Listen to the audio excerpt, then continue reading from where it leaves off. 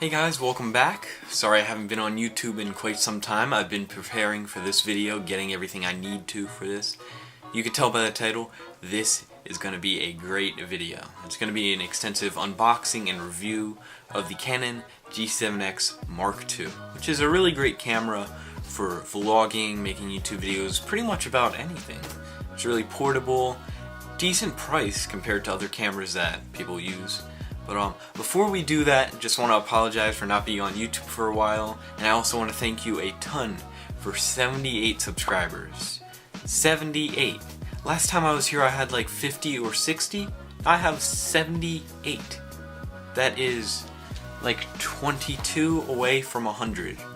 So, and I'm really excited if I get to 100 subscribers because I get a custom channel URL. So it's basically youtube.com/channel or user / and then I can put my name there, StokenP or whatever. But I'm really excited that I've gotten this far. Really excited for this video. So thank you guys for subscribing, and let's get right into it. I ordered this camera on B&H, and B&H has a large supply of cameras, accessories, drones, anything you could really think of. Computers, phones, a lot of things. You should definitely go on there sometime. But ordered this, they had a great sale going on, and I figured I would definitely get this because I could use another camera since I use this one a ton. And I needed something new so I could get a second angle, and it's more portable than bringing this thing around. And it's newer, it has Wi-Fi capabilities and a ton of other things. So yeah, I definitely thought that would be a great idea. Here we are, unboxing this. Now I'm going to have a second video out concerning this camera with accessories and a few other features that you might not know about this camera. The video is going to be right up there. So make sure you click on that after you watch this one, because you can then see accessories that go with this camera, and that can really help you out when you're trying to make a really good video. So sorry for talking a ton, just wanted to say thank you a ton for subscribers, and let's get into the unboxing.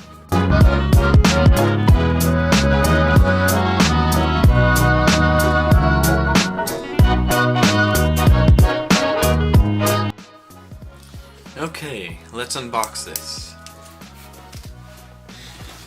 So we have this large box. This comes with a few other accessories, so if you find a few other accessories in it, don't worry about those. Those are going to be in the next video, and that will be coming out a few days after this, because I have to edit all this, and this is 2 videos in pretty much one day. So let's unbox this. So let's start unboxing this thing. Instead of ripping this and label and all, you just cut the edges off the box.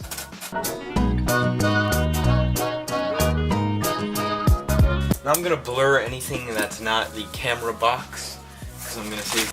Now I'm just doing that because I want to save that for the other video, and obviously if you know what's in this video, you're not gonna watch the other one.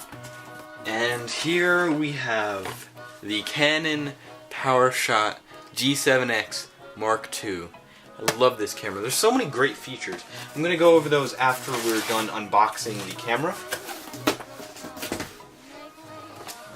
So, you don't need any knife for the actual camera. But yeah, this box is really small. Here's my hand, here's the box. I personally thought it would be bigger. But here, let's open this up. Now I gave you a zoomed in view of this so you can see.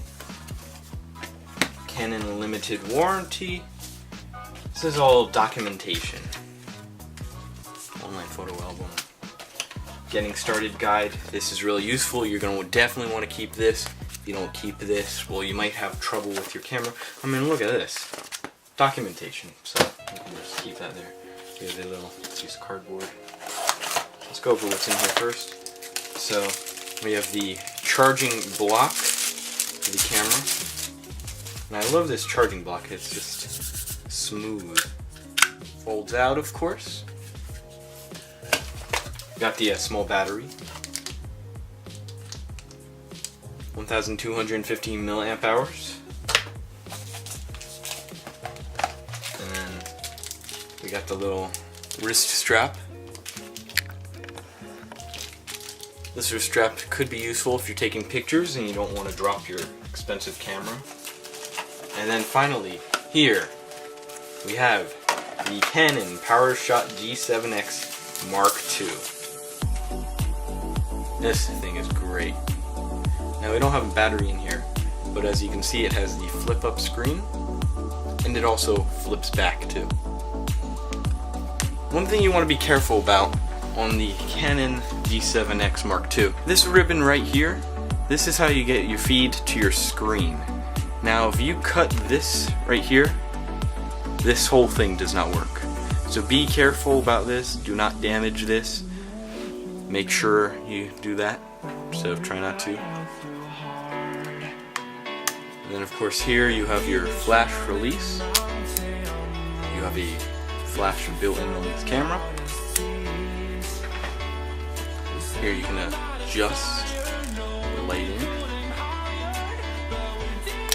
Right here you have your ports for your micro USB and mini HDMI cables.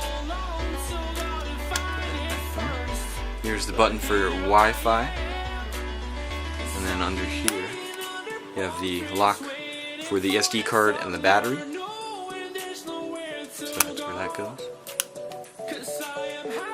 And then if I'm missing anything, here, people get confused where the microphones are. So you see the camera here? This is one microphone, this is one microphone, these are the speakers. So when you play back a video, these are the speakers. I want you to make sure you know that in case you plan on making videos with this. Then you want you to know that in case you plan on making videos with this camera, make sure you don't cover up the mic, because that's really important, because you don't want your audio to sound like this. If your audio sounds like this, then your video isn't any good, because you can't really hear the person speaking in the video. So make sure you do not cover up the microphone when you hold it. I recommend you hold it like this, and it even has some nice grips here. See, there's one there, and then on the front side there's one here. So you can hold it like this and make your video. And I really like this camera because it's a really good compact camera for videos. Let's get this thing turned on real quick. Let's charge up the battery and do that. Canon has also brought to the table a 4.2 times optical zoom with intelligent IS for that great image stabilization that you have been looking for in your camera. Now this helps with videos and pictures, and it's really just a great feature overall. This camera also has great aperture for those low light situations that if you're in a dark place, it can still capture you and you can still see yourself in the video, which is a really great feature for a small compact camera. Usually you see that on bigger cameras, but for this camera, it's absolutely amazing. You also have the feature of a flip-up touchscreen, and yes, it's a touchscreen on a camera such as this, which is great for positioning yourself in a video or a picture that you want to send to somebody. And it's easier to control that you have a touchscreen. Let's say you want to hit focus somewhere and you want to focus it here, you can just tap there and it's a touchscreen, which is really great. I recommend you get a screen protector for the screen so you don't scratch it or damage it. And it's pretty cheap, like $6 on Amazon for a tempered glass screen protector, so I suggest you get that for the screen. You also have the feature of built-in Wi-Fi on the camera. So let's say you want to link your phone to the camera. You're able to receive photos from the camera as well as taking pictures with a remote on the camera with the Canon Connect app. Really helps out with pictures, and you can receive pictures from your camera wirelessly right to your phone, which is a great app. Definitely download that if you have the camera with Wi-Fi built in for Canon. You also have some added features with the camera, such as recording time lapses for your videos, as well as recording slow motion. Oh hey, future me here. I'm editing the video right now, and I just want to make a quick correction. You cannot record slow motion on here, but you can add it in later in video editing, post-production. So let's say you want to record something in regular speed, set it at a particular frame rate. You can go in post-production in Final Cut and slow it down so it looks slow motion. So just wanted to make sure you guys knew that. Thanks, and let's get back to the video. Which is a really great feature to have on a small compact camera that you can carry around. Time lapses are useful for transitions and videos, and slow motion can be useful just to have fun and fool around with and do different things that you want to see in slow motion. The last feature is really great. You have a micro USB port, as I showed you before. I'll show you again. Right here. It's right on the top, right up there. Now this is a really great feature because let's say you're running low on battery on your camera, but you don't have the charger with you, but you happen to have a micro USB cable with a portable charger or a wall block charger. All you would have to do is open up the camera and use your nice micro USB charger, plug that in to your camera, and then plug that into the wall or your portable charger. You can charge your camera from that, and it's a really great feature that all cameras should have these days. It's really helpful, and it's good for portable charging, because if you need to charge it on the go and you don't want to plug it into the wall, then you can just do that. So overall, great feature. Definitely recommend getting this camera because of that. Let's try turning on the camera right now and we'll see what shows up. Okay, let's try turning the camera on right now. Let's see what shows up. Okay, so it says set date and time. I don't know if you can see that. Yeah, it's not the best quality from this camera right now. But it says set date and time. I'm gonna do that. So it is 4/30/2019. I like the sounds, but you know, that really gets annoying. So I'm gonna eventually turn that off.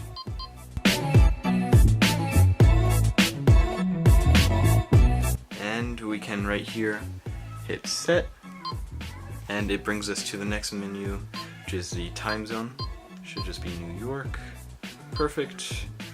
Date time is set to that. Perfect. Now if you want to see the live screen right now, this is the camera right here that I'm filming this on. I can zoom in. It's perfect. This is really great. See, I can you get to see me through another camera. I know this quality isn't the greatest right now, and I apologize for that. But this is gonna be better quality. Promise you that. Hey guys, just want to make it clear real quick that the autofocus will be a little bit better on this camera. Audio will be slightly a little bit worse and more muffled, as you can probably tell by listening to that audio and this audio on here. But this is going to be a little bit better camera quality wise. So if you're wondering, that's what I meant. It wasn't specific enough. Okay, let's get back to the video. Okay. But yeah, this is aperture. Yeah. If you're like some people and you're wondering how do you install a wrist strap,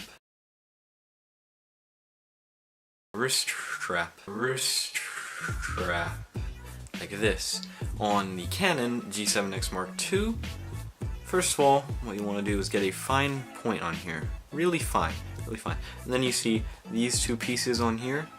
You have a choice if you want to put it on the right side or the left side. And I think this is a great idea for point and shoots. Let's say you want to put your strap on your right side because you're used to shooting pictures like this. You can definitely do that. Let's say you want to put it on the left side because you're holding the camera like this. Then you can. So it's perfect. I'm going to put mine on the right side because I'm mostly going to be holding this camera with the right side. So first thing you want to do is get your little strap right here and put it right through the hole, right there. Now if you got it, pull it all the way through, and then what you can do, hold that right there, and then slip the end of the strap. Now that's the rough end. You see the bigger one, bigger end, right through, and then pull that all the way through. And then you got your wrist strap, right on. So now, let's say, oh no, I accidentally dropped the camera. It saves it. That's what wrist straps are for. Now on bigger cameras, you have the big straps. Like this one, I have a bigger strap. See, compared to that, it's humongous. That's for putting around your neck. This one is a wrist strap because it's called a wrist strap. That one is a neck strap. But I think this is really useful for shooting It's really good, saves you a ton of money from repairs, because then you don't have to repair or get a new camera. Make sure you get an insurance plan on here, so if something happens to it, spill water on it, I would hope it still works, depends on how you spill it. Yeah, then you can get your camera fixed or replaced for no cost after you buy the insurance plan. Hey guys, I want to first apologize for cutting in so many times on here, but I had this footage of setting up Wi-Fi and it disappeared. I don't know if it got corrupted or something, but it's gone. I did the part when I was unboxing the accessories because, as you know, there's going to be another video out of me unboxing accessories for the G7X, but I recorded it during that and I can't find it. So I'm just going to real quick show you how to connect this to Wi-Fi and do all that. And if you download the Canon Connect app, as you'll see in a second, it already gives you a tutorial and all that on how to do this, and it's an easy setup guide. It's relatively easy to set this up, so I just want to show you the simple way to do it real quick. So what we're going to start at is hitting this Wi-Fi button on the side, as you see here. Wi-Fi button on the side. Hit that, it will turn your camera on, as you see here. And I already have mine on here, but what you're going to want to hit is, you see this button right here? Just hit the middle one right there. And then it's going to say add a device, edit a device, and that's all it's going to say for you. Add a device at the top. You want to hit that. It's going to hit searching, and you guys can't read that. But what it says is starting dedicated app on device. So what you're going to want to do is hit connect to smartphone, and then add a device. And then when it says searching, you're going to want to hit, when it says searching for access points, you're going to want to hit camera access point mode. It's going to be the second one right there. You're going to click that, and it's going to give you a SSID and a password. So in your phone on settings, what you're going to want to do is go to settings, Wi-Fi, and it's going to show choose a network G7X Mark II dash. It's going to be a 3-number thing _ Canon 0B, and you're going to want to click on that, and then you're going to want to enter the password right there, which is a 8-number string of numbers. You're going to want to enter that on your phone, and then you've connected it, and then you're going to want to go into the Canon Connect app, and from there you'll be able to connect your camera, and you'll be able to take pictures from your phone on your camera. So real quick, I'm going to test this out, and I'm going to show you taking pictures with this. So for me, I have the Canon Connect app already open on my phone, and I'm going to hit iPhone right there, and it's going to connect, and it's searching, and I have my access point up. I'm going to just like hide that from you. And it says now it says connected G7X Mark II, and then it says my SSID for internet name. So I'm not going to show you my network name. But what you have for options is images on camera, so you can get the images on your camera on your phone, and you can get remote live view shooting. So what you can do, you can set up your camera. Let's say we want to position the camera on top of this box. And I'm going to show you this real quick. So there you have the G7X. And I'm going to hit remote live view shooting. And then it's going to say initiating remote live view shooting extends to the lens barrel. Zooming may also alter the camera's balance. On use a tripod, replace the camera on a stable surface. I have the box right there, it should be fine. And as you see, the camera just opened. I have live feed coming from the camera. See, as you see, and I'm moving my hand right here. It's a little bit laggy, it depends on your internet speed. Where I live, I can't really get the greatest internet speed, that's why it takes a little bit longer to upload videos. But as you see, I'm moving my hand over here and over here, and I'm spinning around, and it updates the feed,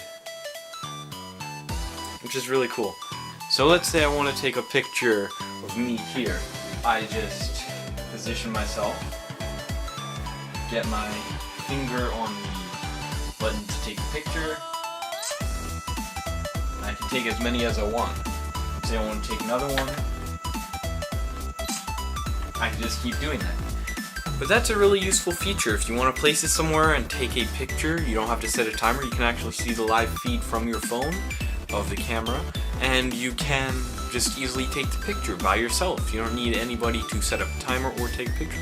A timer could be useful if you don't have your phone with you or if you don't want to do this, but you usually do have your phone with you. But this is useful to see if everybody's in position. You can't see the screen from far away. You can just look at your phone real quick and see if you're in position. So I say this is a pretty useful feature. The other feature on here that you have is images on camera. Now from here you can see all the images on your camera. Scroll up and down and you can, let's say I want to take this one, a picture I took outside. I want to take this one and download it. You guys can't really see it great. I apologize for that because the autofocus is on me right now. But you would just hit the download button at the bottom of the screen and you can do reduced image save size, or you can do original size. I'm going to do original size because I want the best quality possible. But that starts downloading. It only takes really a few seconds. But yeah, that downloads to my phone. And those are some really useful features that most cameras don't have these days, but most of them should. I mean, even DSLRs have this feature made by Canon. But yeah, it's really great. And I totally recommend getting this camera if you like any of these features, or if you want to be an up-and-coming daily vlogger or make tutorials or something, and you want to go outside and want a portable camera, this is what you should get. It's cheaper, on the cheaper side, because most of the DSLRs are twice as much or 3 times as much as this, and you'd be surprised, really. Some of them can be $1,800. You'd really be surprised by the price. But let's get back to the video. You get back right now. If you need help with anything with this camera, concerning it at all, make sure you comment it down below or reply to any comments that have to do with problems with the camera. If you're having an issue with something, just comment it down below and I'll try to help you the best I can. Thank you so much for watching, and I'll see you in the next video.